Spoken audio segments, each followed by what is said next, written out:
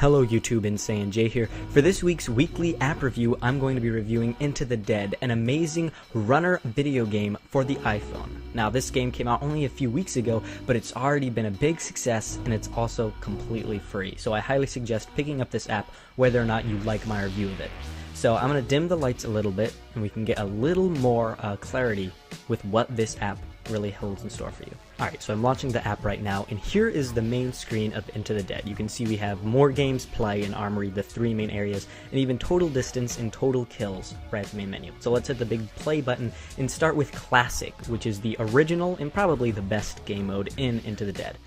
Now we have little tips at the loading screen, and once we finally get into the game, we can pick perks, which we'll get onto later. So let's jump right in. Every time you jump into the game after it's been closed or killed, you'll see this cute little animation of running away from a city in a crashed helicopter, and then you're right in. You can see in the top left corner what my current meters is, how far I've been running in meters, and what my best meter rating has been. And we can change some of the control scheme around right here. There's tilt, there's touch, and there's also that joystick area. Now, I like tilting a lot. Tilting is definitely a fun thing to do, but I find that I'm much better at the game when I touch, and it'll be easier to do this review with that instead of the thumbstick or whatever. So the basic idea of this game, if you couldn't get it already, is just move left and right to avoid the zombies. But, as there is right before us, there are also weapons and ammo crates, which allow you to have a steep advantage over the oncoming hordes of zombies, which will be very difficult, especially because every 1,000 meters, as you'll see in the video, you encounter certain obstacles that make avoiding zombies nearly impossible, so you'll have to resort to shooting them.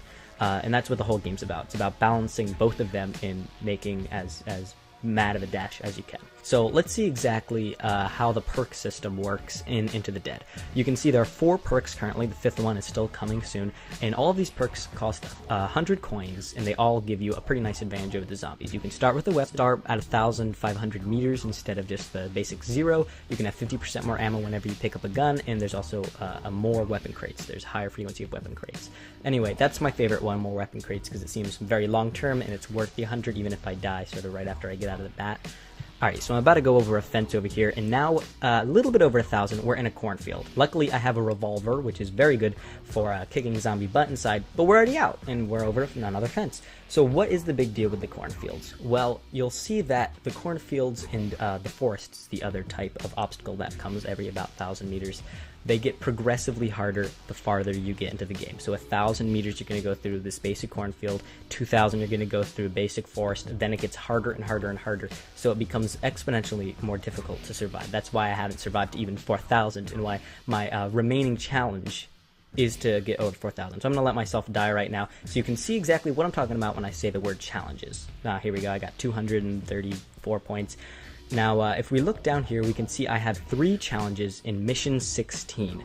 These 3 challenges can range from very easy to very difficult. Right now, I have 2 completed and 1 to go. I can skip 1 for 3,000. Now, that price goes up or down depending on how far you are in the game. But the other 2 I'm done, and I didn't have to pay for them. So, very good. But after I'm done all 3 of these, I will most likely unlock a new gun, or I'll get 3 new ones, and then they have to unlock a new gun. Now let's take a look at the Armory. We can see here are all the guns that I've unlocked. I think I'm about halfway or 3/4 of the way through, and each of the guns has a certain steep advantage over the others, and they're all somewhat related. The pistol is 2 shots kill, the shotgun is wide distance, but it's hard reloading, revolver is just 1 shot kill, it's pretty reliable, submachine gun, the list goes on. So as you play through the game and unlock coins, which, depending on how well you play, you get more coins, you will unlock folds and folds of new guns until you get them all, which hopefully I'll get them all sometime soon. I didn't get them in time for the video. I've been playing with this app already for a week.